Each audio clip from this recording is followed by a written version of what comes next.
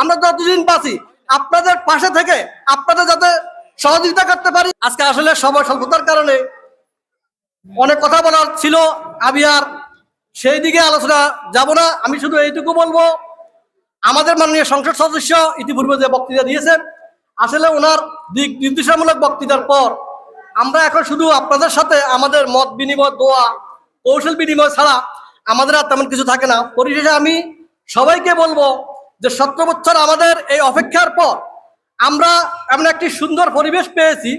এই পরিবেশের পর আগামী জাতীয় নির্বাচন পর্যন্ত আমরা যাতে সুশৃঙ্খলভাবে প্রত্যেকের আনন্দ উপভোগ করতে পারি, প্রত্যেকের সাথে সৌহার্দ্যপূর্ণ সম্পর্ক, সামাজিক সম্পর্ক আমরা বজায় রাখতে পারি, এই আশাবাদ আপনাদের প্রতি থাকবে।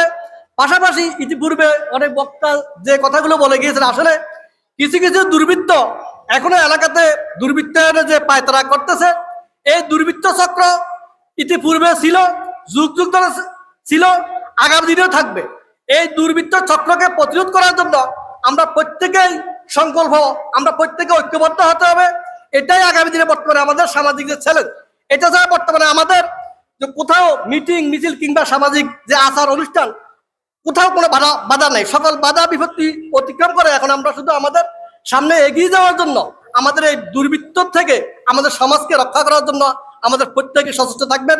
তো পরিশেষে আপনারা আমাদের জন্য দোয়া করবেন।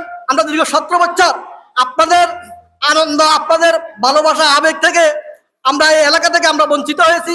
আমরা আগামী দিনগুলো যাতে আপনারা এই পবিত্র মাহে রমজান উপলক্ষে আমাদেরকে দোয়া করবেন। আগামী দিনগুলো আমরা যতদিন বাঁচি আপনাদের পাশে থেকে আপনাদের যাতে সহযোগিতা করতে পারি, এমনকি আপনাদের সহযোগিতার মাধ্যমে আমরা যাতে আমাদের জীবন করতে পারি, এই আশাবাদ ব্যক্ত করে আগামী জাতীয় সংসদ নির্বাচন পর্যন্ত আমাদের দলের সাথে আপনারা ঐক্যবদ্ধ থাকবেন, এই আশাবাদ ব্যক্ত করে আমি আমার সংক্ষিপ্ত বক্তব্য এখানে শেষ করলাম। আসসালামু আলাইকুম ওয়া রাহমাতুল্লাহ।